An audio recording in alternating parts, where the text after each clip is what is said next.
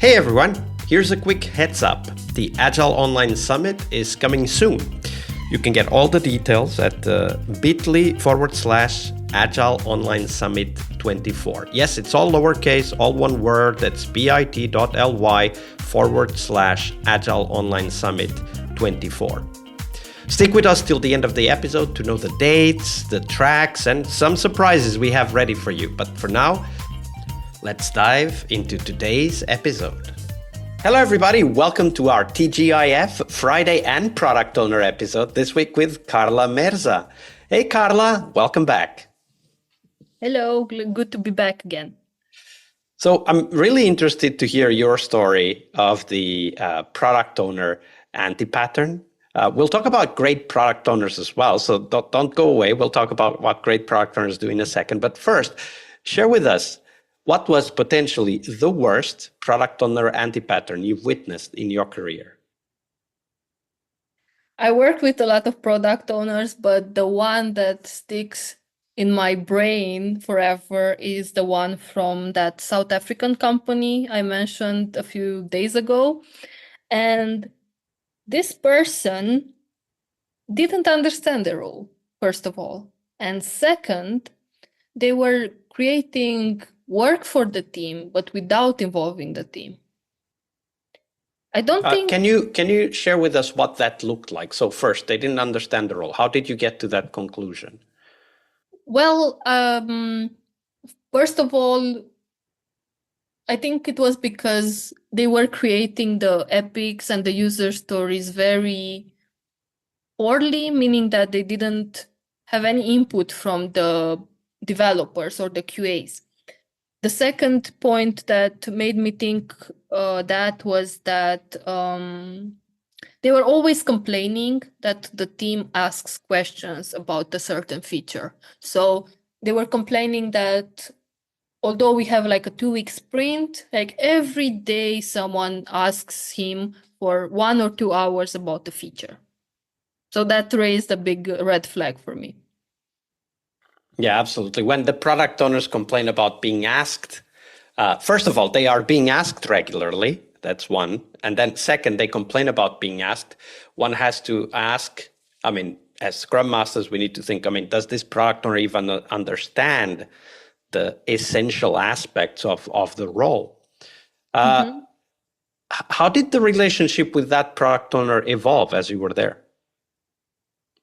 I was very surprised to see that they were really open, meaning that when I raised it with him that, hey, I don't think this is the right way you're doing things. Can we talk about it more? I just realized that they are actually accidentally a bad product owner.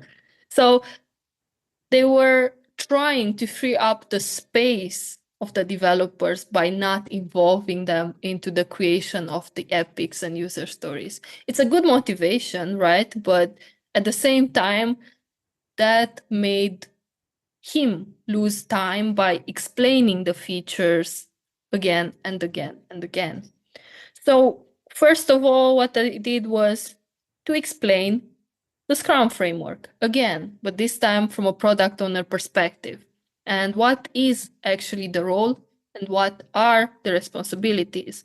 And pinpointing and making it clear that the product owner is a translator between client language and developer language. So always there should be a balance.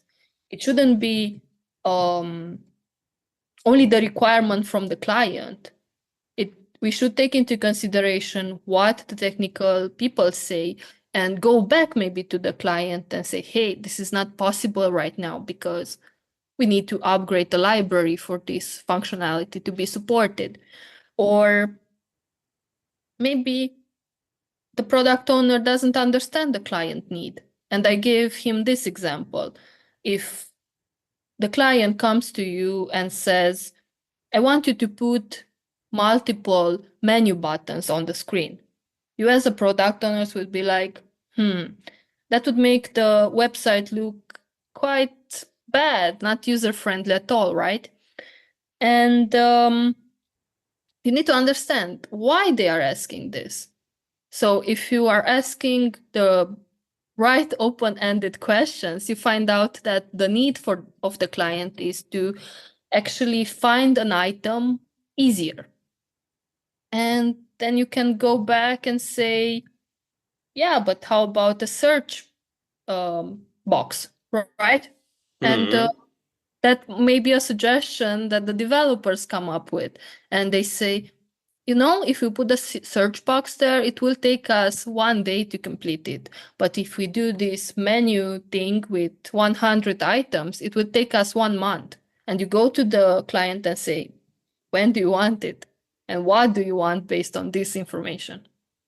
Yeah, absolutely. And I think that you just gave an example of a very important role that we have as Scrum Masters, which is to help the product owner understand some of the nuances that come with that role, right? Because what you said, right? If the client or the customer asks for whatever 5 menu items more, then you need to figure out, like, wait a minute, why is that coming, right? And this type of helping them also to ask better questions, to explore those needs, helps them grow as product owners.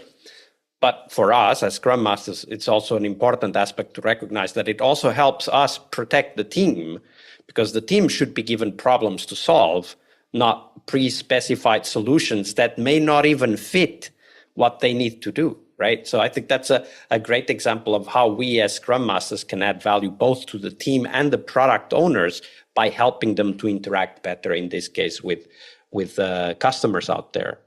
Yes, and in this case, we didn't even have a planning session or a refinement. So it took a bit of time to convince this product owner that the developers being involved will bring a lot of value.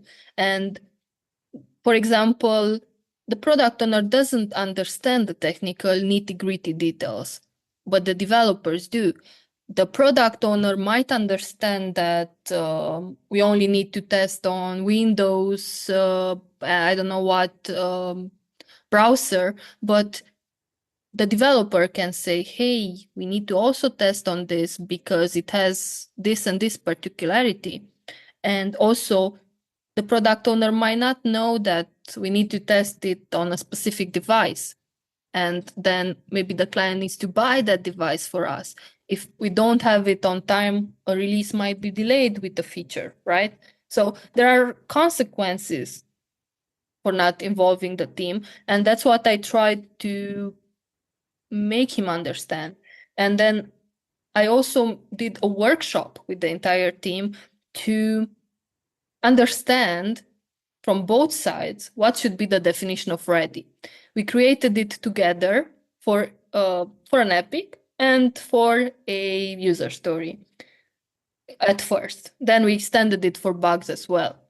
And that was a learning curve for the product owner. So we kept reminding him about certain things he missed. And I made sure to have one-on-one conversations with him almost weekly to make sure these new behaviors are integrated. I always asked questions during meetings for the team. Hey, do you need something else? Are you sure that this and that? And I think the fact that I have technical background helped me a lot in this situation because I understand. I was there. I was in that team where I didn't have what I needed to succeed from the product owner. So then I could use that experience and make sure from the bad product owner, we will have a decent one and then a good one.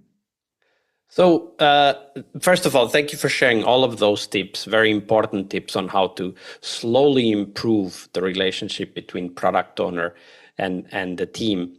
But of course, there aren't only bad product owners. There are some amazing product owners out there as well, Karla. So share with us the best product owner you've ever worked with. How did they work?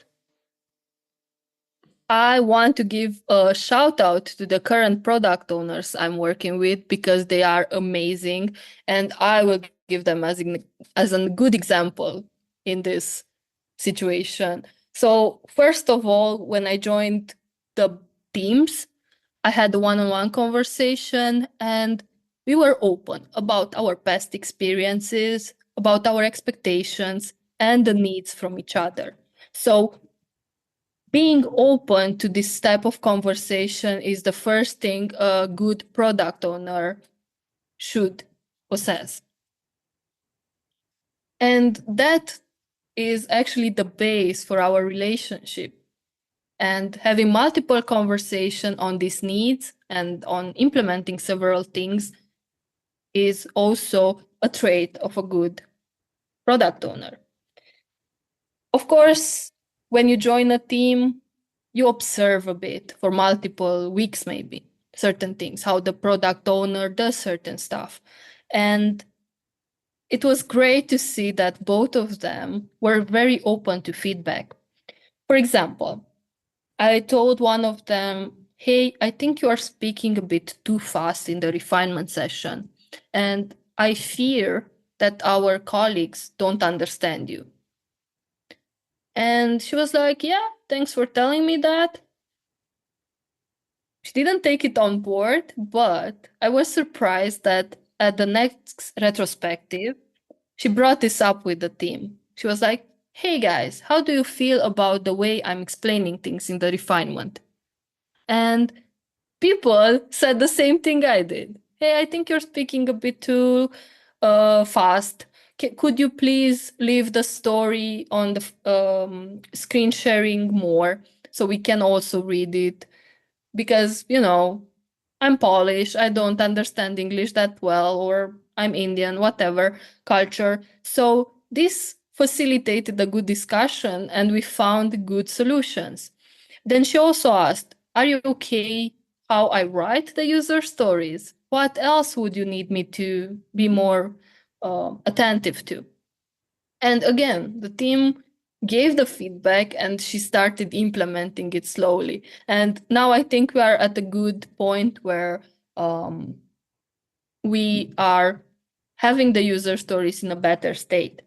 The other product owner I'm having, he prefers another style of giving him feedback. So very important to also have a conversation with the product owner about what is your preferred way of giving you feedback and when do you want me to give it.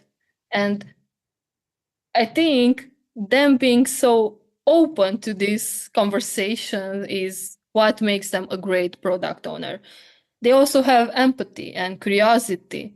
They always ask me, how can we improve the life of, everyday professional life of our team? They understand this aspect of collaboration between Scrum Master and product owner is crucial. We should be on the same team and should have the same message we give to the developers, the QAs, and other people around the team to be more successful. Absolutely. I really like that they have empathy and curiosity specifically in how to help the team. I think that's a great sign and clear sign that you can collaborate with them, right? That you can actually work together on making things better. That is awesome. Karla, it's been a pleasure. It's been a great week of insights and lessons learned, but we're getting close to the end. However, if people want to know more about you and the work that you're doing, where should they go? They can go on my LinkedIn profile. I'm making a point into posting multiple times a week. I'm posting educational content, relatable content, and things that I hope will empower other people to see the value of a Scrum Master. This is very important to me because, again, here in Romania, there are a lot of misconceptions about this role, and I guess in other countries as well. So I'm very proud to be able to raise awareness about the value of a Scrum Master in a team. Absolutely. Thank you for all of that, Karla. It's been a pleasure. Thank you for your generosity with your time and your knowledge. Thank you for having me. Hi there, Agile friends. Thank you for sticking around. So, as I was saying at the beginning of the show, on October 22nd this year, we will have the first day of the Agile Online Summit 2024. The summit will take place from October 22nd to 24th, so make sure you book your calendars as there will be loads of sessions for you to attend, including live QAs with the speakers, networking sessions, and more. This year, we're also organizing regular networking events online so that you get to talk and meet your peers before the summit even starts. So if you want to know more, check them out at bit.ly/Agile Online Summit 24. That's all one word, all lowercase. That's bit.ly/Agile Online Summit 24. You can sign up for a free ticket and get notified when those warm-up events will be organized. So stay tuned. Now, regarding the summit, our opening keynote will be Marshall Goldsmith's exposition of a project he's been working on for a while. That's marshallgoldsmith.ai. And Marshall is an author and also a leadership coach who sold over 3 million books worldwide and has been considered twice #1 leadership thinker in the world by Thinker 50. And you definitely don't want to miss that. If you want to know more about the tracks, here they are. We will have 4 tracks. The first track is Shift from Product to People. In this track, we will explore what we call the third wave of Agile adoption, exploring psychological safety, coaching techniques, and more to unlock your team's potential. In this track, you can learn to foster trust, encourage innovation, and build high-performing teams. Transform your approach and the future of Agile to be much more people-centric. The second track we have for you is value-centric product development. In this track, we will learn how to master product management and ownership by focusing on value. We will learn to identify, validate, and deliver what customers truly need, and dive into customer-centric approaches, experimentation techniques, and continuous market validation ideas.